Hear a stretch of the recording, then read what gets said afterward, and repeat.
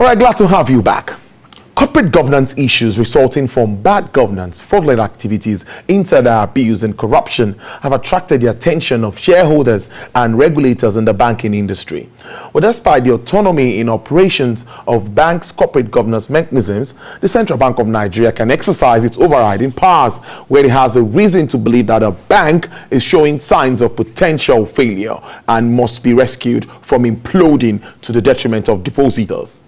Funds and investors' interests, very importantly. For the purpose of setting up risk management procedures, the Corporate Governance Code for Banks required that the board should have an audit committee, which is expected to meet at least once every quarter to review the integrity of banks' financial reporting and oversee the independence of the bank's external auditors.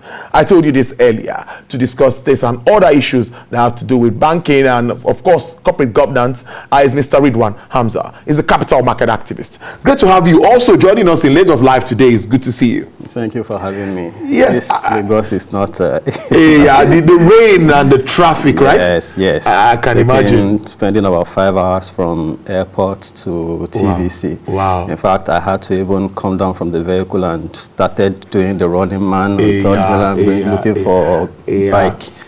When it rains, it's always like that. We know our government have been trying as much as possible to clear the drains and all of that. I know they are listening to us. They will do more in making all of that work. And one funny thing is when you saw like an hour, you see that most of this water, you just see that the floodings and all of that, they will just disappear all of a sudden. But let's get to business. Thank God you're here. And so let's do business immediately. Corporate governance is key. When we look at our industry, not only banking in its entirety, what's your take first in assessing how well we fared with regards to corporate banking in our business dealings? Corporate governance.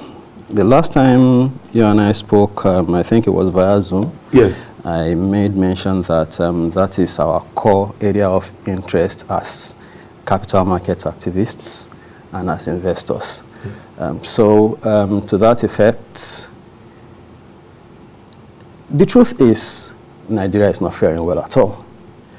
But be that as it may, there will always be room for improvement. And the unfortunate thing is that some people, I don't want to use some words because I would have said corporate bandits or radicals. Boardroom radicals. They are there putting in all they have to make sure that this corporate governance thing fails. And that is one of the reasons why we have to appreciate the new man at the helms of affairs at the EFCC for bringing up the issue of this asset declaration by bankers, which is a law that is about 35 years old, 1986, I think. So we will get better. Of course, we will get better. CBN has that power to take charge when he sees that things like this are happening and all of that. So it's not like they're doing us it's a duty for them to come in when issues like this happen. How would you also assess what the CBN has been doing with regards to all of these issues? They're not doing us a favor at all. It's their job. It's under the law. It's under the provisions of Section 3334 of the Banks and Other Financial Institutions Act. So it's lawful. Yes. Okay, maybe I should start by correcting a blunder I made the other time, saying that this is the first time, the first bank issue being the first time the CBN is rising up to the occasion when it is most needed since 2020. I meant to say 2007. Okay. So the CBN has woefully failed us until this first bank issue. You would recall that the last time I talked about the issues relating to Skybank, Unity Bank, and quite a number of them. I mean, the truth is we cannot put the whole thing on CBN. The judiciary also have their own blames. Because let's look at it from this angle. When the Sanusi, the former emir of Kano, His Royal Highness Sanusi Lamido Sanusi, when he was at the helm of affairs at the CBN, the intervention that got Madam Cecilia Ibru, Messrs. Francis Atuche, Okenwosu, and the rest of them off this thing, could have been hastened by the judicial, by the courts, but the thing foot-tracked for so long. By the time Francis Atuche will be discharged and acquitted, PHP had been taken over, and there was practically nothing. It had elapsed the 5 years that the law gives us to go for redress. So there was nothing we could do anymore.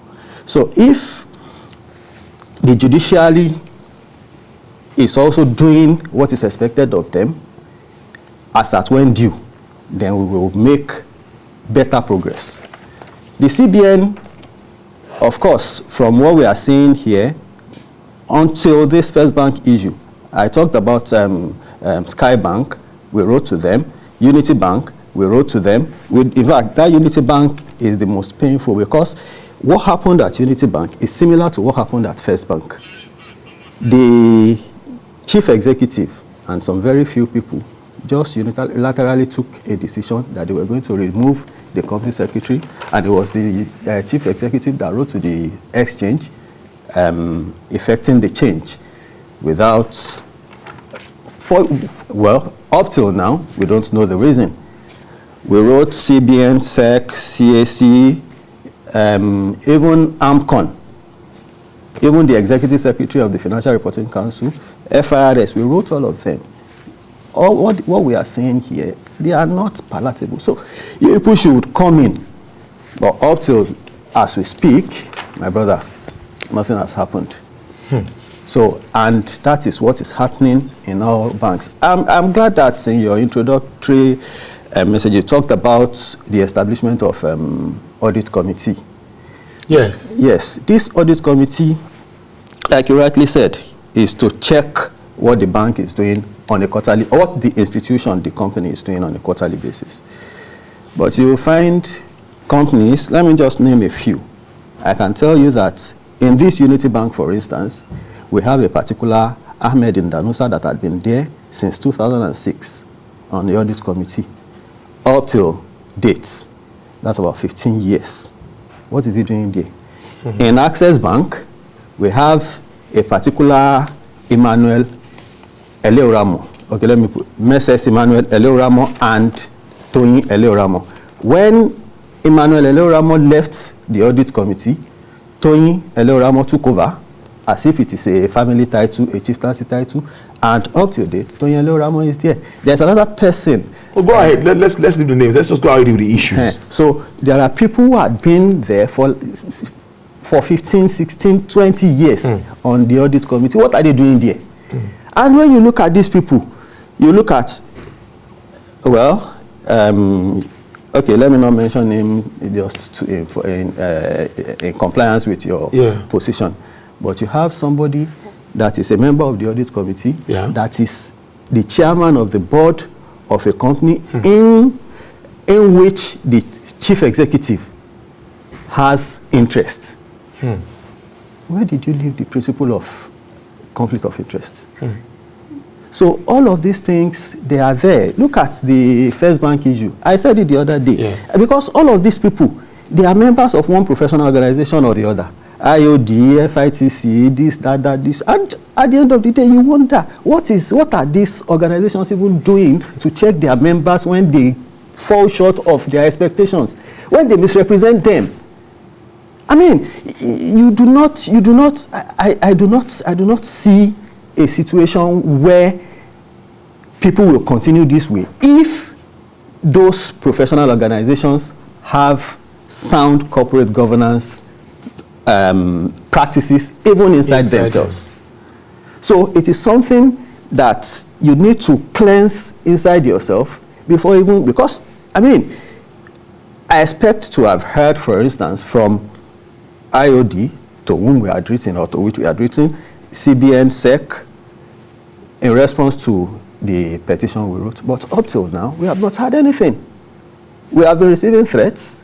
In fact, some of my colleagues with whom we are together in the whole process have even started saying, guy, the way this thing is going, people are calling, I'm no longer safe, and you cannot even leave Nigeria at this point in time. So, so all of this, like when we talked about the bank, the one that happened before now, there were issues about forbearances from the CBDN not being made open to like shareholders. So maybe the shares are not actually what you think they are worth. Yes, it's not a reflection of. So how does this?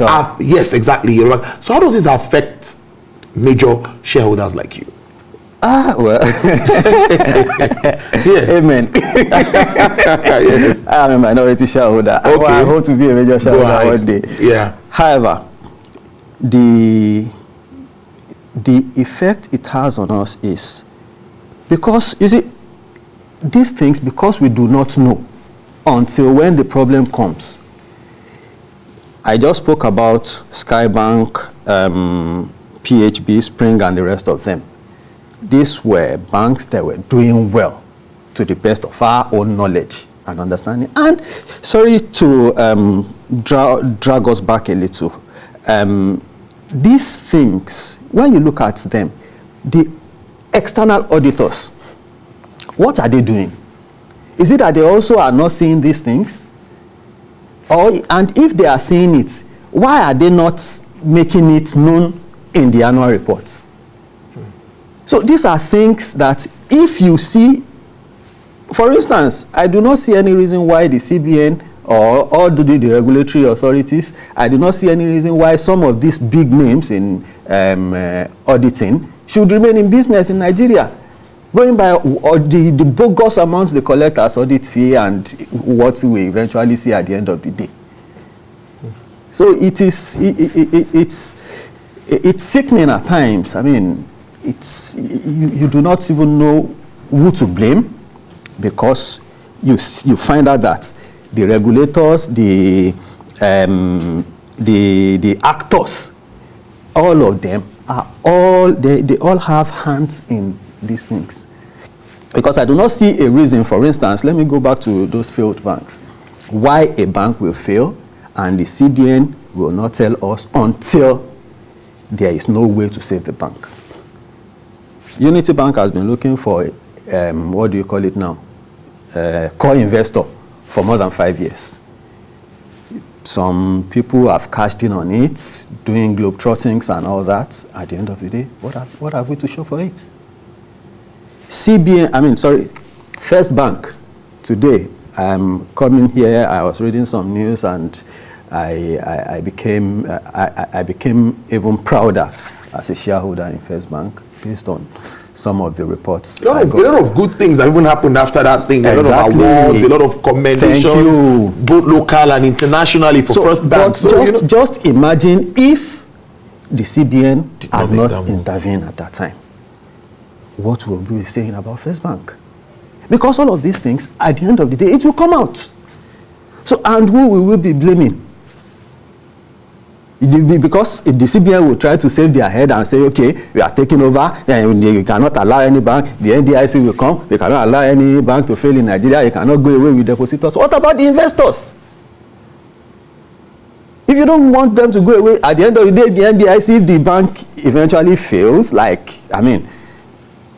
mentioned a number of them, but let's talk about Savannah Bank, which up to date, by law, is still a bank in Nigeria, by law. So at the end of the day, when, the NDIC will come, it will tell you, will give you 5 naira for every 1,000 naira that you held in the bank. If I had 1 million naira, what will your 5 naira to 1,000 do for me?